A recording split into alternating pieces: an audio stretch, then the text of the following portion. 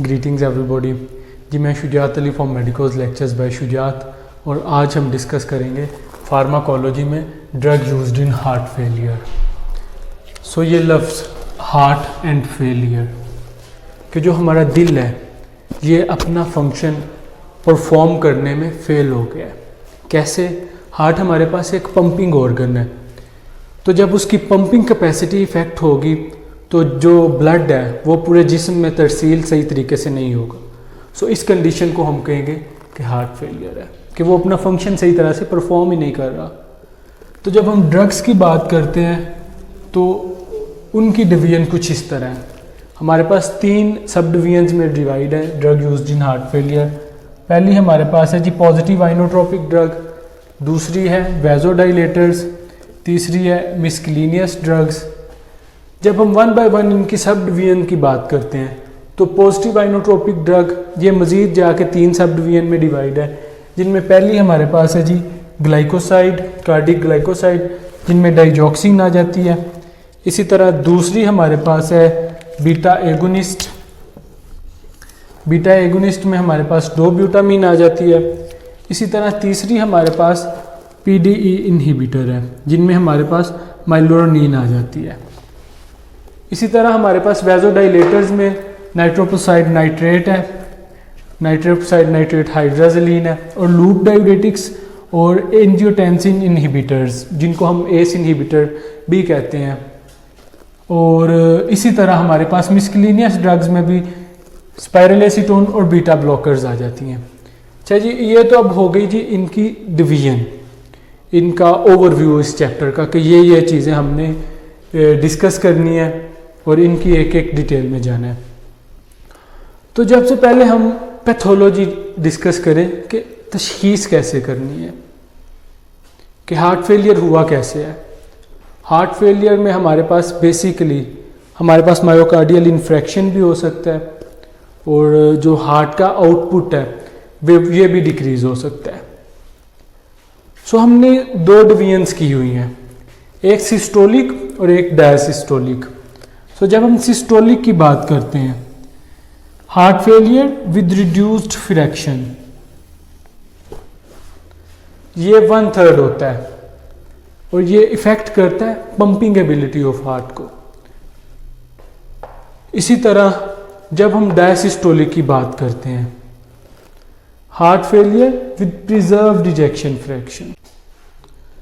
तो डायसिस्टोलिक में हमारे पास हार्ट की फिलिंग में मसला आ सकता है कि वो फिल कंप्लीटली नहीं हो रहा, और फिल कंप्लीटली नहीं हो रहा तो जाहिर सी बात है कि वो जिस्म के दूसरे हिस्सों तक सही तरीके से तरसील भी नहीं होगी उसकी। इसी तरह हमारे पास ये एक ग्राफ है between cardiac output and and diastolic fibre length. जब कोई हार्ट फेलियर कार्डिक फेलियर नहीं होता तो ये ग्राफ की जो लाइन है ये कुछ इस तरह होती है।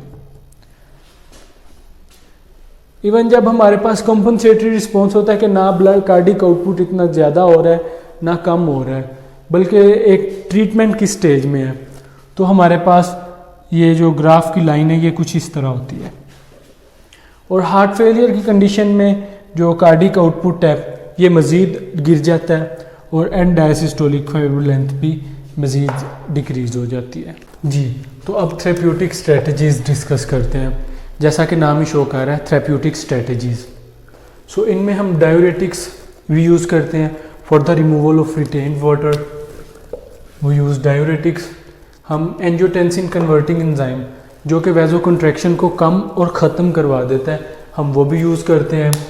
हम reduction of sympathetic stimulation beta blockers use करके करते हैं। हम डायरेक्ट आइनोट्रोपिक ड्रग्स भी यूज़ करते हैं जो फौरी तौर पे कंस्ट्रिक्शन करवा देती हैं, ऑन स्पॉट कंट्रैक्शन जो करवा देती हैं हमारे पास आइनोट्रोपिक ड्रग्स।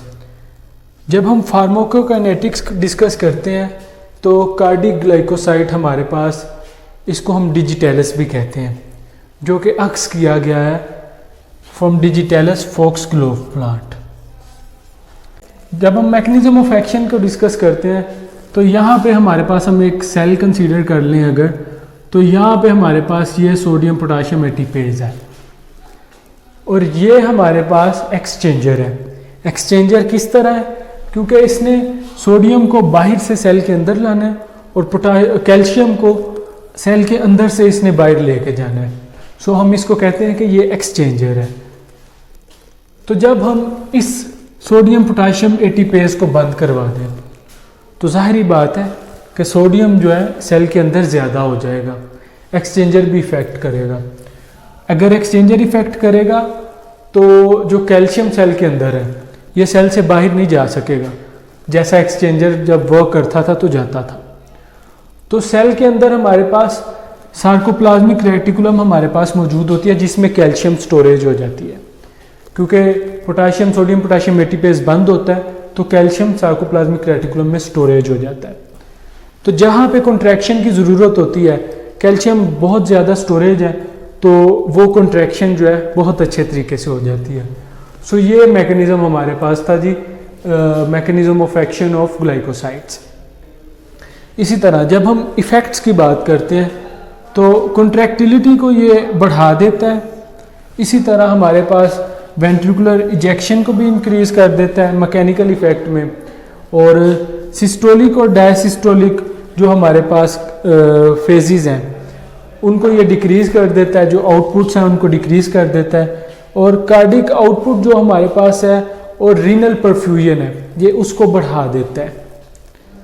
इलेक्ट्रिकल इफ़ेक्ट जब हम डिस्कस करते हैं, हमने ईसीजी को पढ़ा होता है, हमने ईसीजी ऑब्जर्व भी की होती है, उसमें हमारे पास P Q R S and T waves होती हैं। तो जब हम इधर ड्रॉ करते हैं उसको पी क्यू आर एस और टी को, सो ये जो हमारे पास है phase, it is the phase of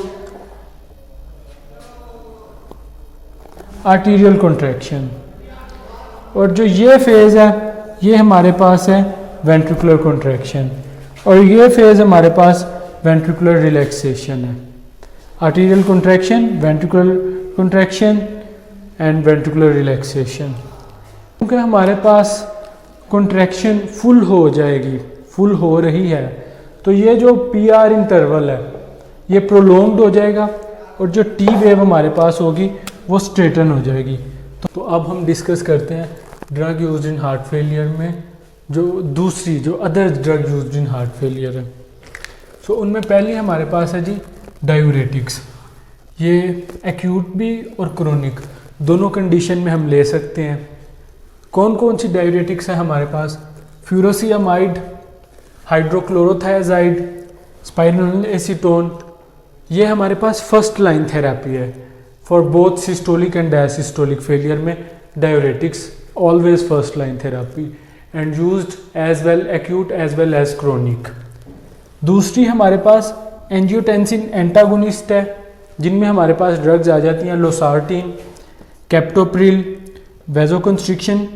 और क्रोनिक हार्ट फेलियर में हम क्रोनिक कंडीशन, एक्यूट में नहीं यूज़ करते, लेकिन क्रोनिक कंडीशन में हम एंजियोटेंसिन एंटागोनिस्ट को यूज़ करते हैं। ये सी इंडिकेट कर रहा है कि क्रोनिक कंडीशन में हम यूज़ करेंगे। इसी तरह हमारे पास बीटा एड्रीनोरिसेप्टर्स हैं, एक्यूट कंडीशन में हम इनको अपटेक करेंगे। इनमें हमारे पास 2 ब्यूटामिन एंड डोपामीन आ जाते हैं। चौथी जो हमारे पास टाइप है वो है जी फास्फोडाइस्टर इनहिबिटर्स की। ये साइक्लिक एडिनोसिन मोनोफॉस्फेट उसके लेवल को इंक्रीज कर देते हैं। कैसे? बाय ब्रेक डाउन फास्फोडाइस्ट्रेस को तोड़ के। पांचवा हमारे पास वेजोडाइलेटर, जिनका नाम ही शो कर रहा है कि इन्होंने डाइलेशन करवानी है। इनमें हमारे पास नेस्टिटाइड है, स्कैब्यूट्रील है, आइसोसोर्बाइड डाइनाइट्रेट है। कुछ नॉन फार्माकोलॉजिकल थेरेपीज हम यूज़ करते हैं, ये एज सच कोई ख़ास इंपॉर्टेंस नहीं है इनकी, लेकिन resynchronization of right and left ventricle जो होती है, इनमें हम नॉन फार्माकोलॉजिकल थेरेपी यूज़ करते हैं, जो resynchronization of right and left ventricle होती है। सो गाइस, ये आज का हमारा बेसिक लेक्चर था drug used in heart failure का। उम्मीद ये है कि आप लोगों को समझ आई होगी और पसंद आया होगा। So don't forget subscribe medicos lectures by Shujaat. Thank you so much.